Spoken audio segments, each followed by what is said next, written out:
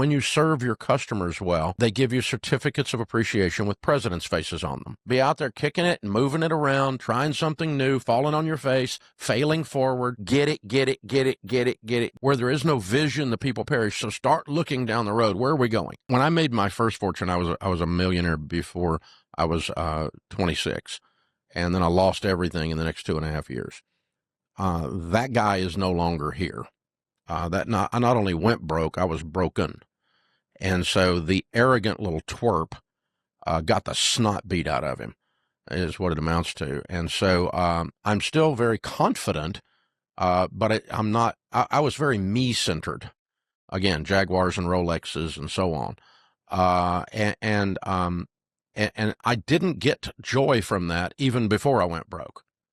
The joy I've gotten in the following 30 years, serving others, helping others, has far exceeded any acquisition of anything or any number on the net worth balance sheet.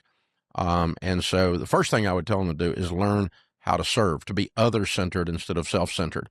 There's greater joy in it. You're very attractive.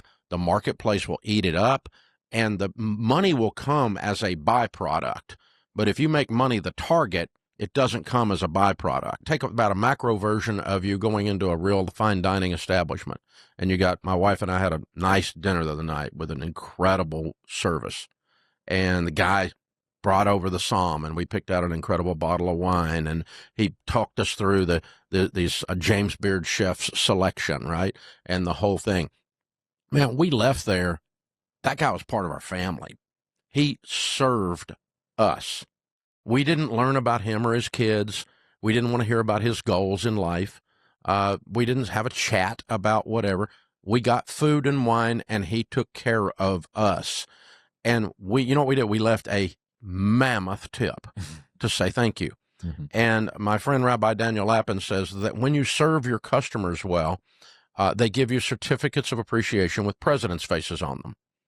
And Blanchard says that profit is the applause your customers give you after you did a good show, not before. And so profit comes when you serve. You can't beat money away if you love people in mass. And the more of them you love and the more of them you help with their lives and with their dreams, money will stack. You'll have a basement full of money. It's crazy. It just comes at you. You can't keep it away.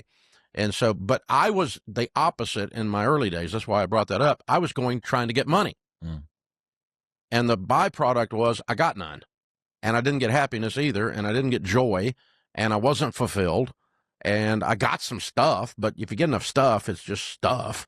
Mm. And he with the most toys when he dies is dead. So, I mean, it's just, what is it? And so this existential crisis, if you will. And so this serving of others would be the first thing, and be other-centered and let profit take care of itself. The second thing I would add, if we were going to put ingredients into this individual, is somehow I would install work ethic with 7 doses of grit and perseverance.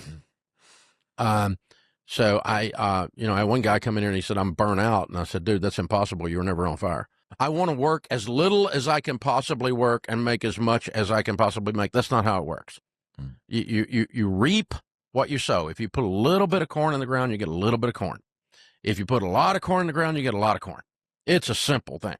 And so when in doubt, get up and go do something. When you're scared, go do something. When you're mad, go do something. When you're happy, go do something. Just be doing something. Be out there kicking it and moving it around, trying something new, falling on your face, failing forward. Get it, get it, get it, get it, get it, get it. And there's no substitute for that. Well, I don't want to be a workaholic. I'm not suggesting you be a workaholic. When you get home, turn it all off. Be there with your spouse. Be there with your kid. Pet the dog. That's fine. But while you're at work, work. People sit at work and look at Facebook, and they're not in the SEO business. I mean, are playing some stupid game on their phone. What in the world? Do your work, man. I mean, work on your work. And so, if you work in a carpentry crew and everybody else is swinging a hammer and you're sitting around checking your phone, somebody will throw something at you. I mean, so act like that. Get after it. And so you got to have that penchant for action and grit and perseverance that follows under the heading of work ethic. And so, that, and Then this next thing I would add is just where there is no vision, the people perish. So start looking down the road. Where are we going? Where are we going with this? And start setting some some long-term goals, and then the short-term goals that cause those long-term goals to appear. And so, in other words, if you said, I want to lose weight, okay, great. I want to lose how much? 30 pounds. When? 90 days. Okay, that's a long-term sort of goal. And you go, okay, so what are the short-term goals to do that? Well, there's exercise every day that includes aerobic movement. There's water intake, and cut out the gluten and the sugar. It's not rocket science. You don't need Oprah to tell you how to do this. Everyone knows what to do. But now you've got to do the daily habits, the daily goals that cause the long-term goal to hit. If you want to make $100,000 a year, what is that? It's $8,333 a month. How many things do you need to sell? What do you got to do that? And start breaking that down into daily activities that are going to take me to that annual income goal. If I want to make $1 million a year, how many of these books do I need to sell? How many, what have I got to do? And you can break it out. It's simple sixth grade math. And then you break it down into a daily activity that creates that goal. So this vision out to the future that drives the daily work ethic and gives you inspiration and hope that as I push this through, okay, man, we're ahead of schedule. We're ahead of schedule. We're ahead of my daily goal. In the last 10 days, I'm at 12-day mark. Good. All right, boom, we're on. And so I can keep going. I may get there even faster than I thought. And you just keep laying it out that way. And goals are just, when they're done right and they're yours and you own them, and the math is put with them, they're very motivating. And it's vision with work clothes on.